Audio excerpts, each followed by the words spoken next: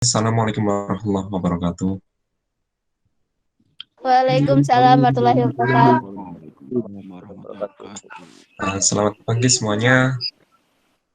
Pagi, Bertemu Pak. lagi ya dengan saya di mata kuliah yang berbeda, yaitu Computer Security atau keamanan sistem komputer.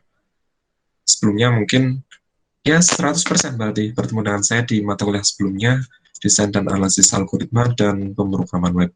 Nah sekarang untuk semester ini saya mengampu tentang Computer Security atau keamanan sistem komputer. Jadi sudah nggak perlu kenalan lagi ya, karena sudah kenal. Saya lanjutkan saja. Di sini kita akan membahas tentang kontrak kuliah beserta dengan teknis perkuliahan. Jadi di sini saya tampilkan seperti biasa ya, untuk prosentase perkuliahan. Nanti untuk prosentasenya ini saya edit dengan sesuai dengan persetujuan dari teman-teman semua. Ada 4 buah aspek penilaian, yaitu ada absensi, ada tugas UTS dan UAS seperti tahun kemarin sama. Jadi di sini nanti saya akan membahasnya tentang bagaimana teknis penugasan, UAS, UTS, dan lain sebagainya. Oke, yang pertama saya mulai dengan absensi.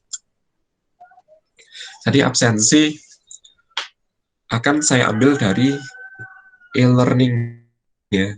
Jadi ketika ada perkuliahan via Google Meet atau ketika saya upload video di YouTube, kemudian teman-teman semua melihat, nonton, kemudian absennya di e-learning juga. Karena apa? Karena menurut saya itu adalah salah satu cara yang paling efektif. Dikarenakan di e-learning itu sudah ada fitur untuk rekap absen. Jadi nanti penilaian absensi itu ada di sana semua. Jadi setelah ada kuliah via Google Meet atau YouTube, silahkan mengakses e-learning ya. Setelah mengakses e-learning, silahkan menuju ke diskusi, kemudian klik bagian diskusi. Nah, itu sudah otomatis masuk absen walaupun nggak komen. Seperti itu. Jadi seperti biasa, absennya di e-learning. Kemudian, yang saya lihat dari semester kemarin, absensi itu adalah seperti nilai bonus ya. Karena apa? Karena absen itu saya tidak mewajibkan mahasiswa untuk absen atau tidak. Bahkan yang tidak kuliah pun bisa absen di e-learning. Nah, bonusnya yaitu ketika saya rekap nilai di akhir, ada absennya yang cuman di e-learning itu ada 2, ada 3, ada 4. Dari total pertemuan itu, video conference ada sekitar 6-8 pertemuan. Nah, itu saya ambil nilai dari situ. Bayangkan saja, ketika absen ada 8, kemudian nilainya maksimal adalah 100. Nah, itu ada prosentasenya, tergantung saya manut, atau mau 25, atau 15%, 10%, tapi jangan terlalu banyak ya. Mungkin 70% absensi, no, nggak jadi seperti itu. Jadi absensi mungkin nanti sekitar maksimal 30 ya, bisa 30 atau 25 atau kurang dari itu. Itu yang pertama, absensi. Yang kedua adalah tugas. Tugas itu bersifat individu dan atau kelompok. Jadi di situ saya ambil nilai individu dari tugas, nilai kelompok juga ada dari tugas. Jadi tugas nanti bisa saja bersifat individu atau kelompok. Kemudian untuk UTS itu bersifat individu. Ya, individu seperti isai seperti itu. Nah, kemudian untuk UAS itu bersifat individu atau kelompok. Kalau individu itu seperti isai, kalau kelompok itu berupa makalah atau proyek. Kemudian yang tidak kalah menariknya yaitu nilai tugas, kopi, atau sama dengan teman nilai dibagi jumlah mahasiswa yang copy. Itu sudah saya terapkan di semester kemarin. Dan ketika saya mengoreksi resume atau tugas atau esai dari teman semua, itu banyak drop di situ. Tugasnya itu sama. Wah, saya lihat ada 2 orang, 3 orang sama. Berarti nilainya saya bagi dengan sejumlah mahasiswa yang sama tugasnya. Ada 2, ada 3, berarti dibagi 2 atau dibagi 3. 100 dibagi 2, maka jadinya 50 ketika ada 2 orang copy. Lebih banyak yang copy, maka nilainya akan semakin turun. Maka di situ teman semua harus sebisa mungkin mengerjakan sendiri.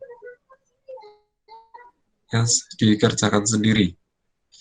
Nah, kemudian untuk tahun kemarin juga saya tidak tahu siapa yang copy, siapa yang di-copy.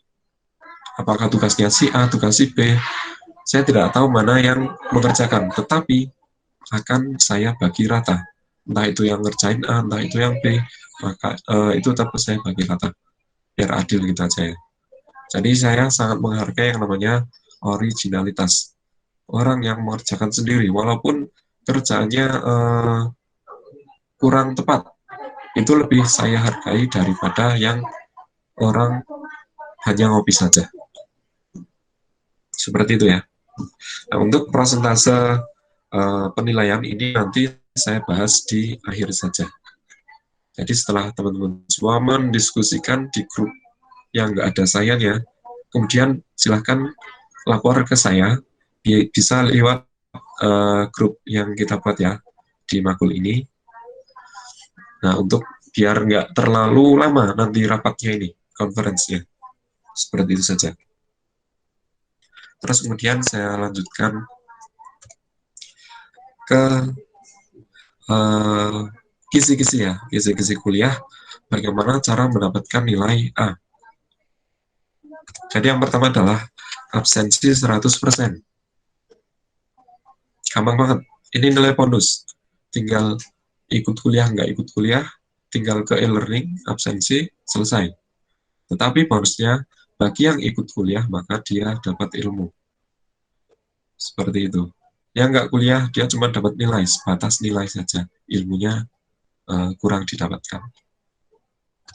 Kemudian ada penugasan lengkap. Ada tugas 1, 2, 3, 4, lengkap semua. Kemudian UTS, UAS mengikuti semua lengkap. Kemudian lembar jawab sesuai, bukan hasil copy di internet. Jadi di sini yang saya tekankan itu, yang pertama adalah ketiga itu, absen, tugas, UTS. Yang lembar jawab sesuai, itu ketika lembar jawabnya atau jawabannya itu benar, bukan copy di internet. Nah, jadi di sini teman-teman semua harus belajar memparafrase. Tidak 100% blok, terus copy paste selesai. Tidak seperti itu. Tulisannya masih gede cilik, fontnya masih beda-beda. Itu tidak seperti itu. Tetapi diparafrasekan. Ketika ada satu paragraf, silakan diparafrasekan atau disimpulkan sendiri. Menggunakan bahasa teman-teman sendiri. Itu akan sangat terlihat sekali mana yang copy, mana yang dibahasakan sendiri. Terus yang terakhir adalah aktif di kelas atau kelas online. Di sini seperti interaksi ya. Ketika ada di kelas, bila ada ke kuliah offline, ada tanya jawab, ada diskusi, ada sanggahan. Dan ketika ada kelas online itu ada seperti interaksi, bertanya, menjawab, membantu menjawab teman, dan lain sebagainya. Jadi di sini nilainya auto A. Akan terlihat sekali mana mahasiswa aktif. Saya langsung apal biasa nih. Oh, yang ini yang suka bertanya, suka menyangga, yang senang aktif di kelas, saya langsung apal biasa deh. Di situ ya. Jadi nilai A itu didapatkan dari saya lebih membobotkan yang berat itu kecuali yang ini ya, lembar jawab sesuai bukan hasil copy and write. Jadi yang absennya full, tugasnya full, UTS, UAS lengkap, dan aktif. Ini hanya nilai tambahan. Untuk memparafrasekan sendiri, itu akan jelas terlihat sekali mana yang copy, mana yang dia itu memparafrasekan sendiri. Nah, seperti itu. Nanti bisa diikuti saja, dilakukan absen 100, tugas lengkap, UTS UAS lengkap, aktif di kelas, itu insya Allah nilainya auto A. Karena kemarin banyak sekali yang tugasnya itu cuma 2, tapi cuma ngerjain 1. Ada yang UTS sekali nggak ngerjain, UASnya nggak ikut. Nah, dia itu nilainya D, E, D, E seperti itu. Next ya. Jadi di sini ada beberapa materi pengenalan di prinsip computer security atau keamanan sistem komputer. Yang pertama adalah pengenalan prinsip-prinsip computer security. Terus yang kedua adalah kriptografi. Ketika ada pengamanan program atau aplikasi. Keempat, ada pengamanan sistem operasi. Kelima, ada pengamanan basis data. Kemudian pengamanan jaringan komputer. Kemudian ada perencanaan keamanan sistem komputer. Ada sekitar 7 ya. Nah, 7 ini nanti tugasnya tidak per subbab insya Allah. Jadi kadang kriptografi ada tugas, terus programnya nggak ada tugas, sistem operasi ada tugas, dan nggak semuanya. Nanti kasihan terlalu banyak. Seperti itu. Jadi 7 ini nanti saya akan bahas sedikit mengenai masing-masing subbab ini. Tidak, sebelumnya ada pertanyaan atau tidak? Sebelum saya lanjutkan.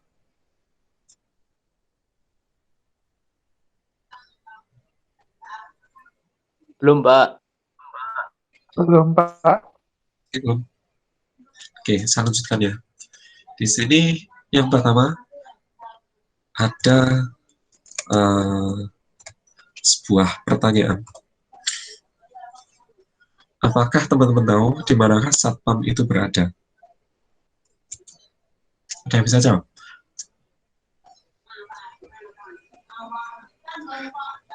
Betul sekali ya. Mas Rizal Alfandi ini ada di pos satpam. Di manakah satpam itu berada? Ada di pos satpam, betul sekali jawabannya. Hubungannya apa?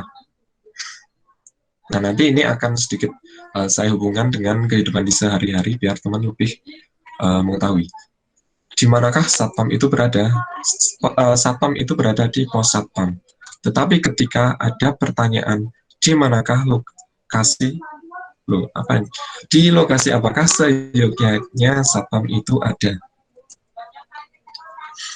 Di mana? Pak. Di mana? Di pintu masuk. Pintu masuk.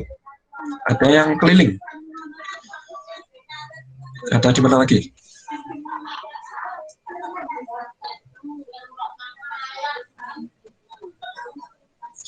Lokasi yang rentan terhadap pencurian. Oke, betul semua ini. Ada yang berpendapat lagi?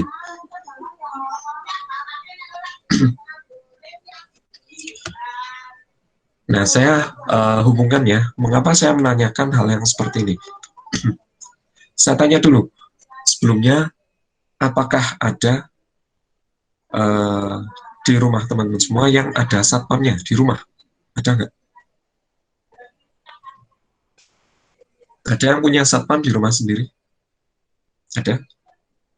Rumah ya, bukan perumahan. Ada, Pak. Ada, Pak. Bapak saya.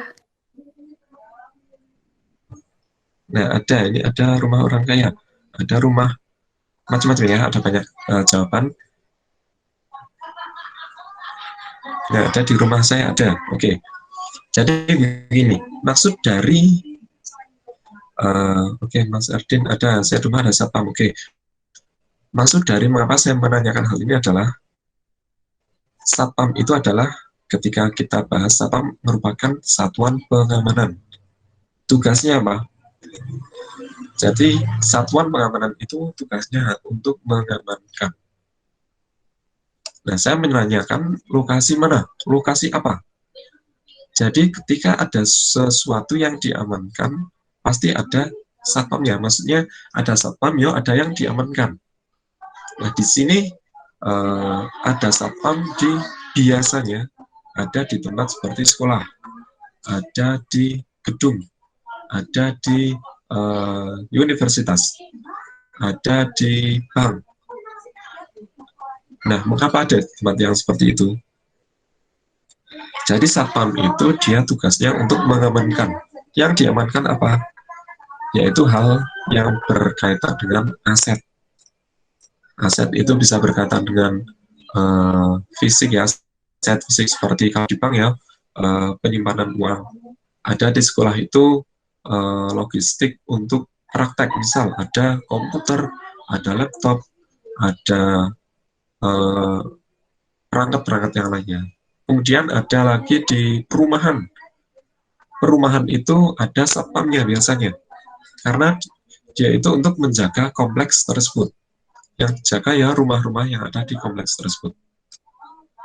Terus yang di rumah ada satpam biasanya ada aset yang berharga di dalamnya. Nah, hubungannya apa dengan komputer? Dengan keamanan sistem komputer. Jadi hubungannya begini. Keamanan sistem komputer itu mengacu atau nganut sama kehidupan sehari-hari. Di mana ada pengaman, maka ada yang diamankan. Jadi di dalam komputer juga sama. Kalau kita punya laptop, punya komputer pribadi di rumah, nah kita kadang tidak sadar bahwa komputer itu sudah ada operating system atau sistem operasi yang di dalamnya ada antivirusnya. Kadang kita nggak menyadari. Ada yang namanya Windows Defender. Itu fungsinya untuk mengamankan komputer sendiri dari virus, dari malicious program seperti adware, ada lagi virus yang lain. Jadi maksudnya begini, ketika ada komputer pribadi, mungkin antivirusnya yang standar seperti itu, Windows Defender, ada Avast, AVG, Avira, dan lain sebagainya, itu banyak sekali. Tetapi untuk komputer server itu tidak cukup seperti itu. Untuk komputer server, dia itu perlu pengamanan lebih lanjut. Perlu yang namanya satpam ya. Satpam dalam hal ini bisa dikatakan sebagai firewall. Jadi dia fungsinya itu untuk mengamankan server tersebut dari hacker, dari cracker, dan lain sebagainya. Mungkin kalau hacker itu tidak tertarik untuk hacking komputer personal. Komputer kita di rumah dihack oleh hacker, niatnya iseng, itu jarang sekali. Tetapi ketika server, itu banyak sekali serangan-serangan yang ada. Server itu kadang, misal server bank, itu banyak sekali yang mencoba membobol. Bagaimana yang dibobol biasanya dia diambil asetnya. Aset berharga seperti uangnya bisa diambil, ditransfer ke rekening ini, lalu di bank itu habis. Atau berupa data nasabah, data nomor HP, itu juga termasuk sesuatu yang perlu diamankan atau informasinya. Jadi maksud dari pos satpam ini, ketika ada security, biasanya ada aset yang perlu diamankan. Seperti itu.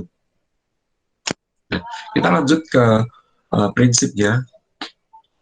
Yang pertama, prinsip computer security, yaitu upaya yang dilakukan untuk mengamankan kinerja dan proses komputer. Jadi, bagaimana komputer itu berjalan dengan normal, tidak ada yang ganggu, di prosesnya itu aman semua, lancar semua. Itu lancar, aman dari hacker. Terus kemudian, sebagai penjaga sumber daya sistem agar tidak digunakan, dimodifikasi, interupsi, dan diganggu oleh orang yang tidak berwenang. Jadi seperti cracker ya, ada data, kemudian gimana caranya itu data itu nggak diambil hacker, nggak bocor ke orang yang tidak berwenang.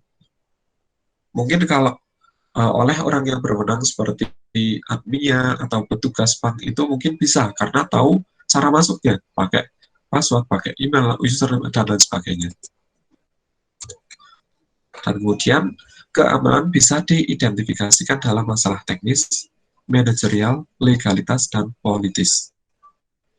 Jadi di sini masalah teknis seperti bagaimana cara mengamankan server secara fisik. Misal pintunya double 2, agar server itu nggak mudah dimasuki oleh orang yang tidak berwenang. Terus ada manajerial, ada legalitas, orang itu benar-benar orang yang berwenang atau enggak, politis, atau bagaimana cara masuk yang benar, biar nggak sembarangan orang itu bisa masuk ke dalam sebuah sistem. Seperti itu ya, computer security kita membahas nanti bagaimana cara untuk mengamankan kinerja dan proses komputer, itu intinya di situ. Kita lanjutkan. Materi yang kedua ada yang namanya kriptografi.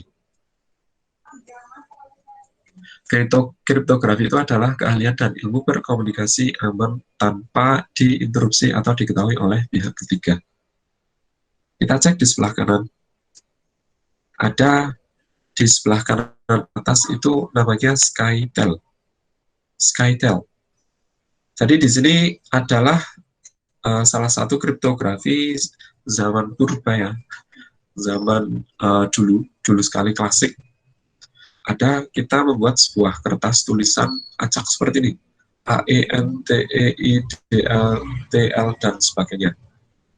Kemudian kalau dibaca oleh orang yang tidak berwenang, mungkin nggak ada maksudnya. Wah, apa ini, nggak ada artinya ini.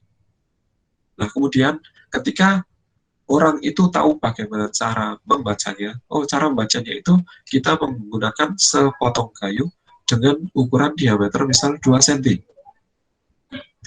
Kalau 2 cm, jadi ternyata artinya adalah help me.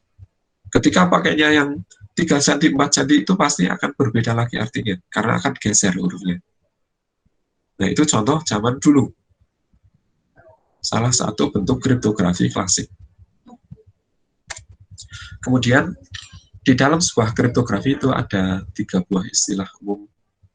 Yang pertama yaitu enkripsi, proses mengkonversikan informasi biasa menjadi teks yang tak dapat dipahami. Jadi maksudnya di sini enkripsi itu membuat seperti ini. Atau jadi yang bawah ini seperti cipertek, JKGBRSWRR dan sebagainya. Nah, di sini untuk dipahami orang yang awam, orang yang bukan tidak berwenang, itu tidak akan maksud. Itu apa maksudnya?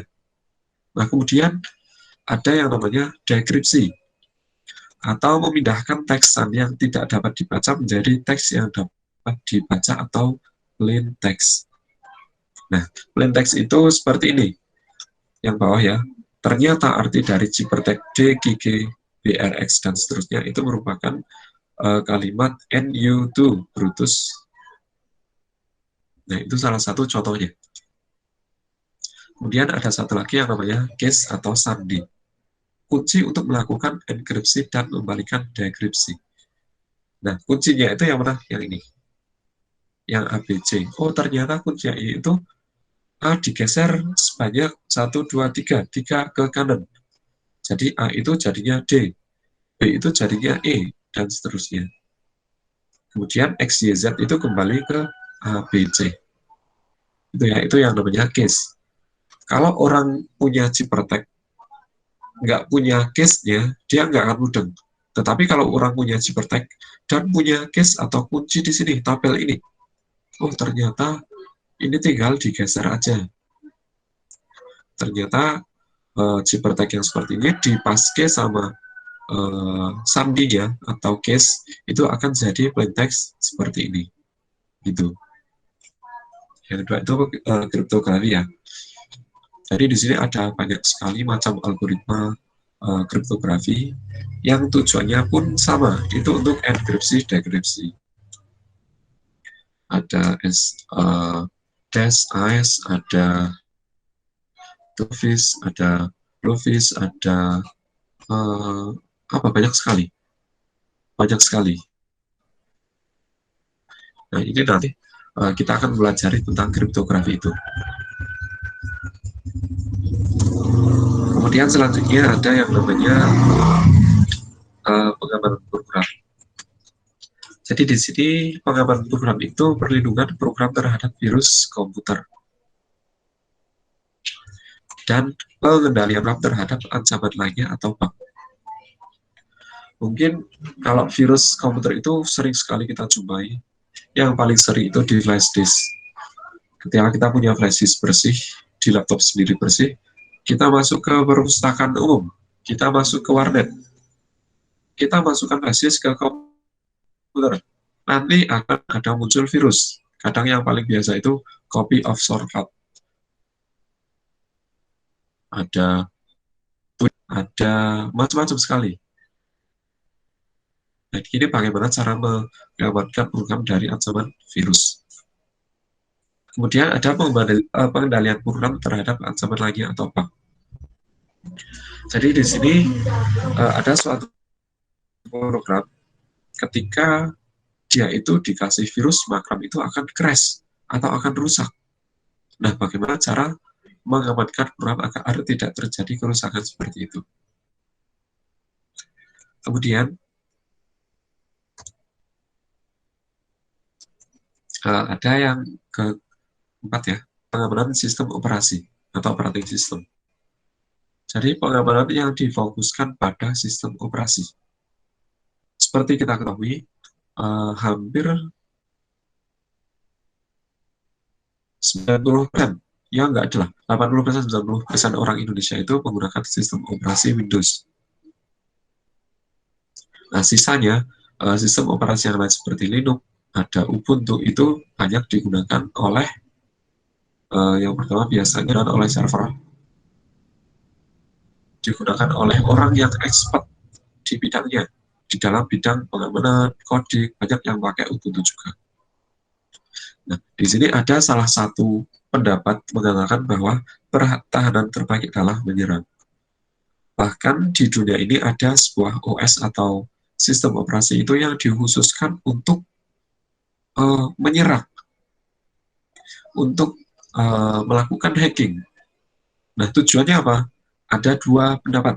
Di sini yang pertama ada tujuan untuk benar-benar hacking ya, untuk merusak.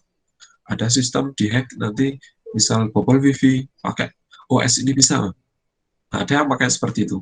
Ada yang kedua itu digunakan untuk ngetes. Kita membuat sistem, kemudian OS itu ngetes. Apakah sistem kita itu kuat ketika diserang atau tidak? Itu ada OS-nya. Biasanya kalau dulu itu namanya adalah Backtrack, Linux Backtrack, kemudian sekarang sudah jadi Kali Linux. Itu memang OS yang dikhususkan untuk hacking ya, untuk ngetes wifi, untuk ngetes situs, untuk ngetes akun dan lain sebagainya, itu ada. Kemudian selanjutnya ada pengamanan basis data. Nah, keamanan basis data menyangkut penggunaan berbagai kontrol keamanan informasi untuk melindungi database. Kemudian target pengamanan itu termasuk data, aplikasi database, fungsi yang disimpan, sistem database, server database, dan link jaringan terkait dari gangguan kerahasiaan, integritas, dan ketersediaan. Nah, kemudian di sini ada pengamanan basis data. Jadi mungkin teman-teman yang sudah expert di bidang database atau bikin web itu tidak asing lagi dengan yang namanya database. Jadi orang yang sudah bisa masuk ke database itu seperti pencuri yang sudah bisa memasuki brankas. Di database itu informasinya ada di situ semua. Mau ambil informasi apa aja ada. Jadi orang yang bisa masuk ke database itu seperti kalau pencuri itu sudah bisa membuka brankas. itu mau ambil apa saja ada di situ. Jadi sebenarnya untuk pengamanan itu, database itu sangat harus butuh pengamanan yang sangat ketat. Seperti itu, ada datanya. Kalau di Facebook ya berarti ada data pribadi orang ya, ada rumah, ada temannya, ada foto, ada banyak sekali di sini. Kemudian ada fungsi yang disimpan di sistem database, server database seperti yang biasa kita gunakan, itu yang namanya apa aja. Lagi punya database, punya MySQL, ada PHP MyAdmin. Itu kalau sudah bisa ngehack terus masuk ke situ, sudah bisa apa saja itu ngambil data, itu sudah nggak repot, tinggal ambil saja. Di situ basis datanya. Kemudian ada pengamanan jaringan komputer. Jadi itu mencegah dan memantau akses yang tidak sah, penyalahgunaan, modifikasi, atau penolakan jaringan komputer dan sumber daya dapat diakses jaringan. Nah, keamanan jaringan melibatkan otorisasi akses ke data dalam jaringan yang dikendalikan oleh administrator jaringan. Jadi di sini jaringan komputer itu juga salah satu faktor yang sangat perlu diamankan. Jadi seperti ketika ada suatu jaringan ya, ada kita misalkan di Unsik. Di Unsik itu ada jaringan internetnya, semua terhubung jadi satu. Nah, bagaimana jaringan itu aman? Tidak ada seorang intruder atau hacker atau pengganggu ya, yang niatnya itu untuk merusak sistem yang ada di situ. Nah, ini juga akan dibahas di mata kuliah ini. Kemudian di sini ada yang terakhir, ada perencanaan keamanan sistem komputer. Jadi di sini termasuk untuk identifikasi aset organisasi. Ini termasuk orangnya, gedungnya, mesinnya, sistemnya, dan aset informasi. Diikuti dengan pengembangan dokumentasi untuk dan implementasi kebijakan dan prosedur untuk melindungi aset. Jadi di sini ketika kita sudah belajar tentang subbab-subbab di atas, kita mengetahui, oh bagaimana cara untuk membuat sistem yang aman. Cara membuat sistem jaringan yang aman itu seperti apa. Nah, jadi targetnya kita bisa mensimulasikan nanti bagaimana cara membuat sistem yang aman itu seperti apa. Nah, di sini juga ada perancangan perlindungan aset non-fisik berupa data dan atau informasi. Jadi maksudnya di sini yang termasuk data itu seperti ketika kita ngisi formulir online, kita daftar di Facebook, daftar di Google, itu yang namanya aset data itu di situ, non-fisik. Ketika data kita udah bocor, sudah sampai ke sana-sini, terutama yang nomor HP biasanya, itu kadang kita dapat SMS, selamat Anda mendapatkan mobil, selamat Anda mendapatkan hadiah sebesar sekian juta. Nah, itu merganik. Karena apa? Karena kita nomornya itu sudah pernah bisa dikatakan tercuri ya oleh pihak yang tidak bertanggung jawab, kemudian dibagikan atau digunakan oleh orang yang tidak bertanggung jawab untuk melakukan pesan-pesan scam seperti itu. Mungkin seperti itu ya, ada 7 macam yang akan kita pelajari di sini.